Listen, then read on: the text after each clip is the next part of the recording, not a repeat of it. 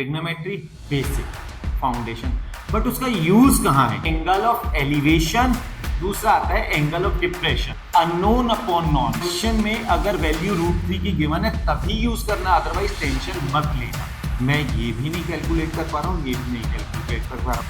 45 वाले में ये दोनों इक्वल होते हैं। इसके साथ ही एक क्वेश्चन आपको बताऊंगा जो बहुत ज्यादा बोर्ड में पूछे जाते हैं। The height of the tower, मैंने आपको पहले बताया था हॉरिजॉन्टल लाइन से बनाना है, वर्टिकल से नहीं बनाना है। हाँ जी बेटा जी, देखो हमने ट्रिग्नोमेट्री खत्म किया था, काफी अच्छा सा उस वीडियो के ऊपर आपका रिस्पॉन्स आया था। अब हम एप्लीकेशंस ऑफ ट्रिग्नोमेट्री शुरू कर रहे हैं। जब हमें ट्रिग्नोमेट्री आती है, just try to think trigonometry basic foundation, but उसका यूज कहाँ है?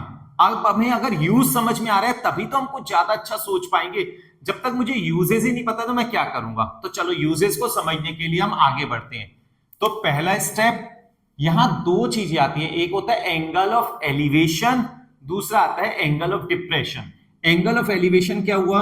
ये हॉरिजॉन्टल लाइन है, यहां से मैं जब भी ऊपर की तरफ देखूंगा, हॉरिजॉन्टल लाइन से जब भी मैं ऊपर की तरफ को देखूंगा तो उसे आप बोलते हो angle of elevation whenever I'll see up from the horizontal। आई इसकी ये साइड है, अब यहां से मैंने ऊपर की तरफ को देखा, this is angle of elevation. और अगर यहां से मैं नीचे की तरफ को देख लूं तो ये आ जाएगा angle of depression. Angle of elevation, angle of depression, ये दो बातें हमारे पास ज्यादा यूज होती हैं। अब इसे जरा समझते हैं एक क्वेश्चन के साथ। मैं एक बड़ा सिंपल सा क्वेश्चन ले रहा हूं, यहां आप समझो, there is a pole, to keep it erect we have tied it with a wire. This is the pole, what all I am knowing is this angle is 60 degree. This angle is 60 degree. The angle of elevation of the top of the pole, the angle of elevation of the top of the pole is 60 degree. So we can say AB is the pole and its top is making an angle 60 degree from the point of observation, that is point C। यहां से 60 degree का angle बन रहा है। I can easily measure this distance। ये distance तो आप एकदम मेजर कर सकते हो ना, तो इस डिस्टेंस को मेजर किया and this distance is 15 metre. ये डिस्टेंस 15 मीटर आ गई।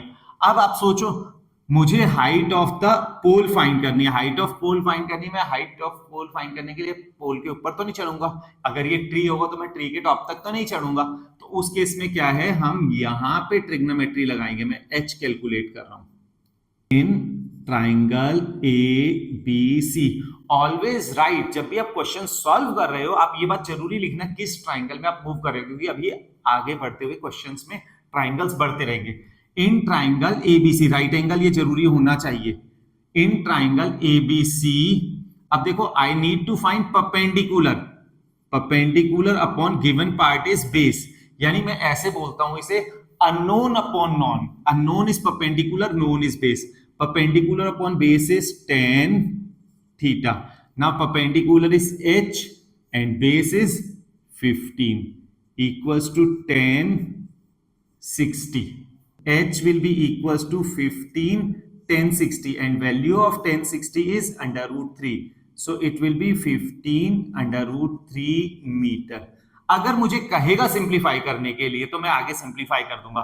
Means it depends on the question. अगर क्वेश्चन में लिखा हुआ है the value of root 3, the value of root 3 is 1.732, तो आप यूज कर सकते हो। अगर वैल्यू नहीं गिवन है यूज मत करना। क्वेश्चन में अगर वैल्यू रूट 3 की गिवन है तभी यूज करना, अदरवाइज टेंशन मत लेना। ऐसे ही रूट 2 की वैल्यू भी हमें पता होनी चाहिए। रूट 2 की वैल्यू है 1.414। ये दोनों वैल्यूज हैं, वैसे क्वेश्चन में ये गिवन होंगी। अब यहां पे एक और चीज हो सकती है, मैंने क्या कहा था, there is a pole, to keep it erect we have tied it with a wire. इस वायर की लेंथ भी हमें फाइंड करने को कह सकता है। तो अब क्या हो जाएगा, unknown is hypotenuse, known is base, unknown is hypotenuse and known is base। So hypotenuse upon base, hypotenuse upon base is sec theta, hypotenuse is x and base is 15 equals to sec 60 degree. So x will be equals to 15 into value of 60 degree, value of sec 60 degree. Sec 60 degree की value किसे पता है? sec 60 की value cos 60 की उल्टी, cos 60 की value sin 30 की उल्टा. तो sin 30 होता है 1/2, तो cos 60 आ जाएगा 1/2 और sec 60 हो जाएगा 2. So it will be 30 meter. 30 meter will be the length of the wire which is connected from the top to the point where it is tied on the ground. तो ऐसे करके आप ये calculation कर सकते हो. ये एक बहुत ही बेसिक क्वेश्चन था जो आपको समझ में आ गया होगा. अब इसके बाद आगे बढ़ते हैं. ये क्वेश्चन बहुत ज्यादा पूछा जाता है, ध्यान से इसे समझना. There is a tree, a big tall tree. Because of a storm, it has broken from between somewhere. अब ये जब टूटेगा ट्री, मान लो ये यहां से टूट गया, तो ये क्या होगा? द अपर पार्ट ये यहां से घूम के आएगा और अर्थ पे कहीं ना कहीं स्ट्राइक करेगा ना. यही तो स्ट्राइक हुआ. ये अर्थ के ऊपर आके स्ट्राइक कर गया, गिरा और यहां पे स्ट्राइक कर गया. आपको सिर्फ इस वाले ट्राइंगल से मतलब है, बाकी कोई ये वाली बातों से मतलब नहीं है. This is making an angle 30 degree with the ground. 30 degree का एंगल बना दिया इसने ग्राउंड के साथ. अब आप समझो, I need to calculate the total height of the tree. पूरे के पूरे इस ट्री की हाइट को हमें कैलकुलेट करना है. अब ट्री की हाइट को कैलकुलेट करना है. Tree is perpendicular on the ground. मैं ये भी नहीं कैलकुलेट कर पा रहा हूं, ये भी नहीं कैलकुलेट कर पा रहा हूं, जबकि मुझे तो ये कैलकुलेट करना है जब ट्री टूटा ही नहीं था उस टाइम की हाइट कैलकुलेट करनी है. तो इस वाले पार्ट को हम कह देते हैं h, इस वाले पार्ट को कह देते हैं x. ये हमने मेजर कर लिया. चलो 10 मीटर, ये है 10 मीटर. अब मुझे इसे कैलकुलेट करना है, तो total height of the tree निकालना है. एक बार ये कैलकुलेट कर देंगे. अब ये भी सेम टाइप ऑफ क्वेश्चन हमने करा भी था, तो चलो करें. नेमिंग कर दो ए बी सी. इस पॉइंट को डी कहते हैं. Total height equals to h plus x, क्योंकि ये एक्स है तो ये भी तो एक्स ही होगा. तो total height of the tree is H plus x. H और एक्स मैंने कैलकुलेट करना है. तो इन ट्राइंगल ए बी सी हम क्या कर रहे हैं? Unknown upon known. Unknown is perpendicular upon known is base. Perpendicular upon base is 10 30 degree. अब perpendicular is h, base is 10, equals to 10 30. The value of 10 30 is 1 upon under root 3. So h equals to 10 upon root 3 meter. ये पहला part आ गया मेरे पास. Now I need to calculate x. So फिर से same triangle ही रहेगा. इन triangle A B सी, इसमें नहीं भी लिखे तब भी चलेगा. Unknown is hypotenuse upon base. Hypotenuse upon base is sec. Sec theta. Now hypotenuse is x, base is 10, equals to sec 30 degree. X equals to 10 into sec 30 degree. Sec 30 degree की value √3/2. तो ये आ जाएगा 5√3 metre will be the length of the hypotenuse. Length of the hypotenuse आ गया 5√3 metre. अब ये पूरा होने के बाद पॉइंट नोटिस करना, टोटल हाइट इक्वल्स टू क्या है? h plus x. h कितना है? 10 upon √3 plus 5 √3.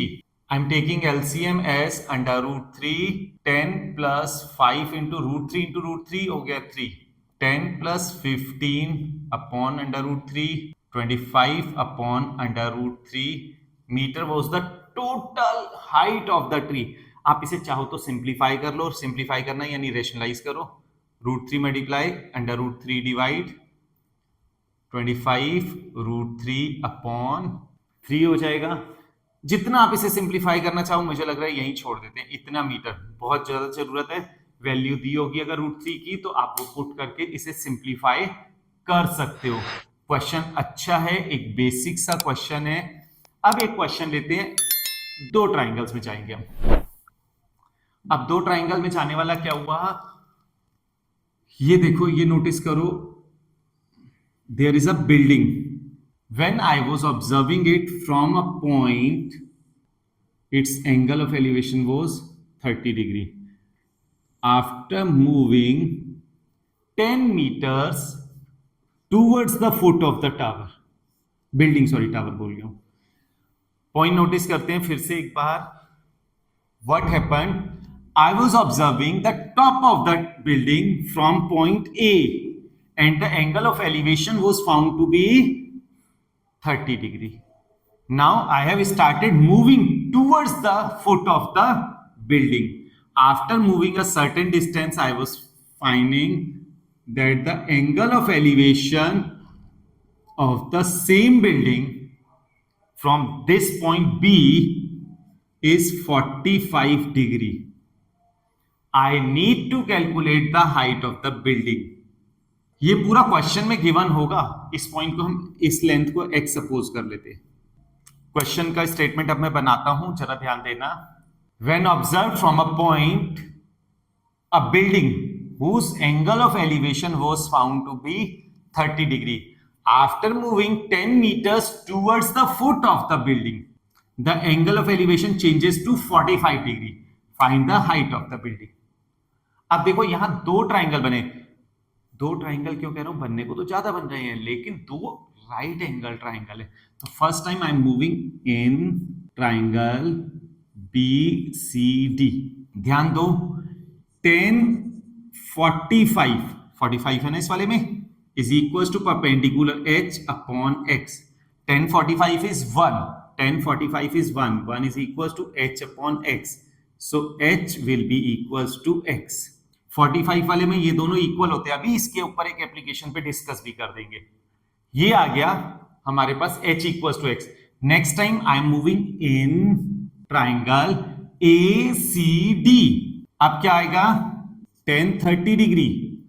10 30 degree will be equals to perpendicular को के नाम दे देता हूं DC अपॉन बेस. मैं ACD में चलाऊं तो AC विल बी बेस. अब DC को तो आप सीधा सीधा यहां पे कह सकते हो H upon AC will be 10 plus x equals to 10 30 1 by under root 3.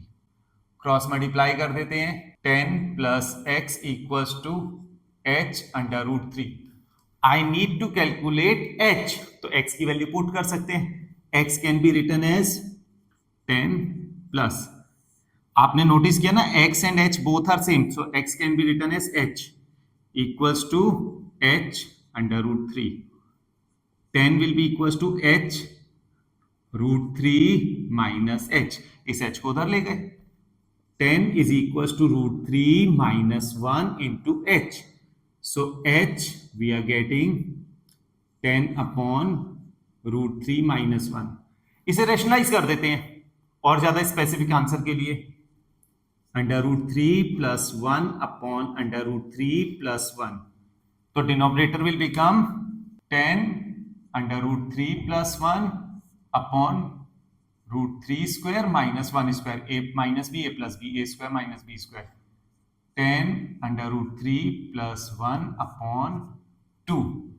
3 minus 1 हो गया, ये आ गया 5. अब की हम सपोज कर रहे हैं रूट 3 की वैल्यू गिवन है 5. 1.732 plus 1. It will be 5 into 2.732, 13.66 meter. This will be the total height of the building. मैं आपसे कह रहा था ना, मैं इसके साथ ही एक क्वेश्चन आपको बताऊंगा जो बहुत ज्यादा बोर्ड में पूछा जाता है. At any instant, the sun's altitude, सन यानी कि सूरज वाला sun. At any instant the sun's altitude was found to be 45 degree. यानी कि सन जो एंगल बना रहा है उसकी बात हो रही है, that is 45 degree. And what will be the length of the shadow cast by the pole of height 10 metre. अब सोचो, ये 10 है तो ये भी तो 10 आएगा. मैंने अभी अभी आपको बताया था 10 45 की कंडीशन में क्या होगा, h upon x. h and x दोनों के दोनों सेम आ जाएंगे बिकॉज 10 45 इज 1. तो ये भी 10 आ जाएगा. इसी क्वेश्चन को इस टाइप से भी वो पूछ लेता होता है, at an instant the length of shadow is equals to the height of the pole, what will be the angle of elevation of the sun, what will be the sun's altitude. दोनों cases angle को हम 45 ही बोलेंगे, 10 45 is equals to, ये दोनों same हो जाएंगे उस case में। तो ये वाला क्वेश्चन किसी ना किसी तरह से आपसे पूछा जाता है। पर्टिकुलर टाइम पे शेडो एंड हाइट दोनों इक्वल है, तो सन एल्टीट्यूड 45 होगा, सन एंगल 45 है, कोई एक चीज गिवन है तो दूसरी उतनी ही आएगी, बिकॉज 10 45 1 है तो h इक्वल्स टू x हो जाएगा। तो ये एक क्वेश्चन है जो बहुत ज्यादा पूछा जाता है। अब एक और क्वेश्चन हम डिस्कस कर रहे हैं एंगल ऑफ डिप्रेशन के लिए। From the top of a 7 metre high building, from the top of a 7 metre high building, the angle of elevation of the top of the tower, the angle of elevation of the top of the tower is found to be 60 degree, and angle of depression of its foot means tower ka foot, is found to be 30 degree. Find the height of the tower. A, B is the tower. C, D, E. अब देखो notice करने वाली बात है, आप समझो angle of depression ये है, इधर ये वाला एंगल भी तो इतना ही होगा, बिकॉज ये लाइन तो दोनों परपेंडिकुलर की कंडीशन से पैरेलल हैं, तो ऑल्टरनेट इंटीरियर से this one is 30, then this will also be 30 degree. बस ये कॉन्सेप्ट याद रखना है। एक और चीज मैं नोटिस करता हूं, एंगल ऑफ डिप्रेशन बनाते टाइम ज्यादातर केसेस में बच्चा एंगल ऑफ डिप्रेशन इससे बना देता है, ये रॉन्ग है। एंगल ऑफ डिप्रेशन मैंने आपको पहले बताया था हॉरिजॉन्टल लाइन से बनाना है, वर्टिकल से नहीं बनाना है। आप यहाँ पे मिस्टेक मत करना, एक सिली मिस्टेक है, बचना इस बात से। अब देखो सबसे पहले मैं इस ट्राइंगल में चल रहा हूं, इस ट्राइंगल का मतलब इन ट्राइंगल BCD। अब BCD में चले 10 30 degree is equal to perpendicular CD upon base BC। 10 30 is 1 upon √3 is equal to perpendicular is 7 upon base को मैं सपोज कर देता हूं x मीटर, तो x will be equal to 7√3 metre. 7√3 metre is the value of x। अब ये x है तो ये भी तो x होगा, ये 90 ये 90 ये 90 ये भी 90, तो ये रेक्टेंगल बन गया। रेक्टेंगल के अपोजिट साइड से इक्वल होती है, ये x है तो ये भी x है, ये 7 है तो ये भी तो 7 होगा E तक। अब यहां से हम चलते हैं इस वाले में, in triangle AED 1060 is equal to perpendicular, perpendicular को आपकी H बोल देते हैं, AE upon base ED। 1060 is under √3 equals to AE. AE is H, ED is X। X की वैल्यू पता है लेकिन अभी मैंने ऐसे ही लिख दिया। Under √3 equals to H upon value of X। X की वैल्यू यहां से पुट कर दी 7√3, so H is coming 7 into √3 into √3, that is 7 into 3, 21 meter. I need to find the height of the tower.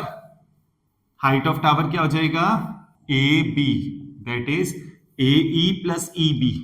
AE कितना है H plus EB 7, already हमें पता है H की वैल्यू कितनी हो गई 21, 21 plus 7 28 metre will be the height of this tower. तो ये क्वेश्चन हो जाएगा, इस टाइप से आप ये सब कर सकते हो। होप आपको समझ में आ गया होगा। कुछ और क्वेश्चन है बहुत अच्छे, वो कमिंग डेज में हम करेंगे, लेकिन ये बेसिक इंट्रोडक्शन जो है वो कंप्लीट हो गया। अब आपको ये आ गया होगा, ठीक है। Thank you, all the best.